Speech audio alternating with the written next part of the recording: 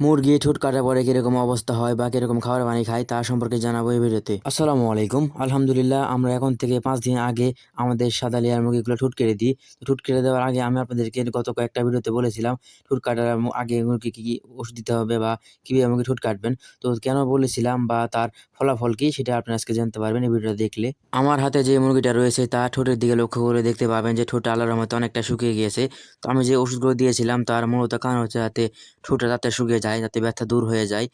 তো মূলত এই কারণে আমি ওষুধগুলো দিয়েছিলাম এবং আল্লাহর রহমতে ওষুধগুলো ভালো ফলাফল দিয়েছে।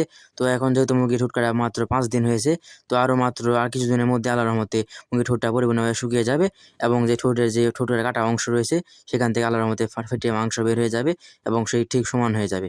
দেখতে পাচ্ছেন আপনার স্ক্রিনের উপরে যে আগে কিরকম ছিল ঠোঁটটা এবং এখন কিরকম হয়েছে। তো আমাদের মুরগি এখন বর্তমানে একটু খাবার পানি কম খাচ্ছে আগের তুলনায়। তো খাবার পানি কম খাওয়ার কারণ হচ্ছে, তো মুরগির ঠোঁটে এখন আল্লাহর রহমতে অল্প হালকা ব্যথা রয়েছে।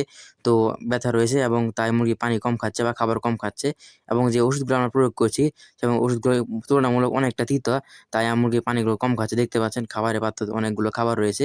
তো ইনশাআল্লাহ আশা করি মুরগিগুলো তাড়াতাড়ি সুস্থ হয়ে যাবে। আর আপনারা যারা মুরগির ঠোঁট কাটবেন আপনাদের ক্ষেত্রেও এরকমটা হতে পারে। হয়তো মুরগি কিছুদিন খাবার পানি কম খাবে, সবুজ পায়খানা করবে, হয়তো ঝিম পাড়ে বসে থাকবে। এরকমটা হতে পারে, এটা স্বাভাবিক। এটার জন্য অত ভয়ের কোনো কারণ নেই। এটা সবার হয়ে থাকে এবং ইনশাআল্লাহ খুবই তাড়াতাড়ি সেরে যায়।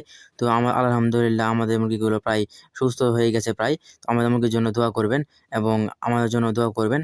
আমি যেন পরবর্তীতে আপনাদেরকে এরকম পরামর্শ দিতে পারি। আসসালামু আলাইকুম।